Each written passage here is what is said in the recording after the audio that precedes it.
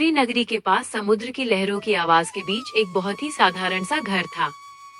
न उस घर में सोना था न चांदी, पर वहाँ भक्ति का खजाना भरा था। उस घर में रहती थी कर्माबाई। कर्माबाई के जीवन में कोई बड़ी इच्छा नहीं थी। न उन्हें धन चाहिए था न यश। बस एक ही इच्छा थी, मेरा प्रभु भूखा न रहे। हर सुबह जब नगर अभी सोया रहता, कर्माबाई जाग जाती, आंगन में झाड़ू लगाती, जल का घड़ा भरती और चूल्हे के पास बैठ जाती। चावल धोते समय वे प्रभु का नाम लेती, दाल डालते समय उनसे बातें करती।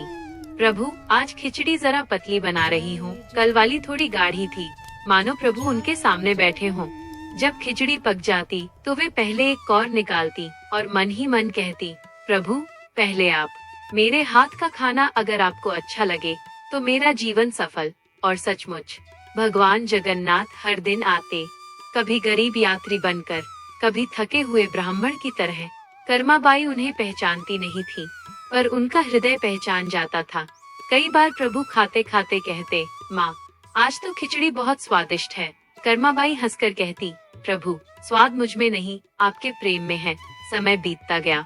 पुरी के मंदिर में ये बात फैल गई कि भगवान रोज कहीं बाहर जाते हैं, पर किसी को नहीं पता था वे कहाँ जाते हैं।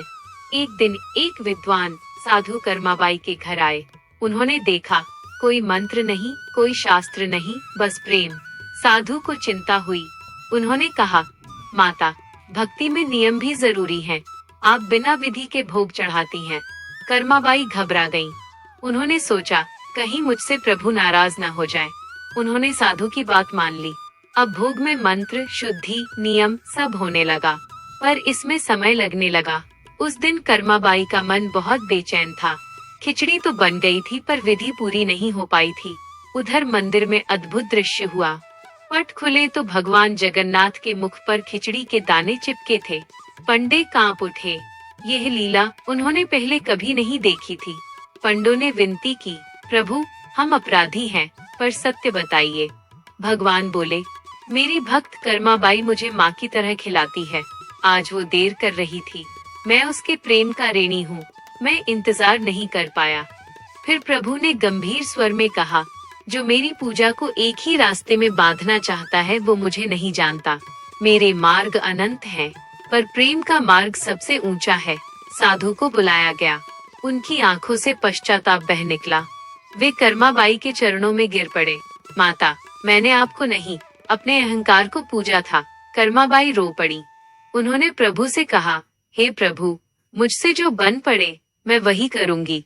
उस दिन से पुरी में नियम बन गया, सबसे पहले कर्माबाई की खिचड़ी। आज भी भगवान जगन्नाथ उस खिचड़ी को स्वीकार करते हैं। और ये कहानी हम सबको सिखाती है, भक्ति में दिखावा नहीं, सरलता चाहिए। भगवान को विधि नहीं, भाव चाहिए।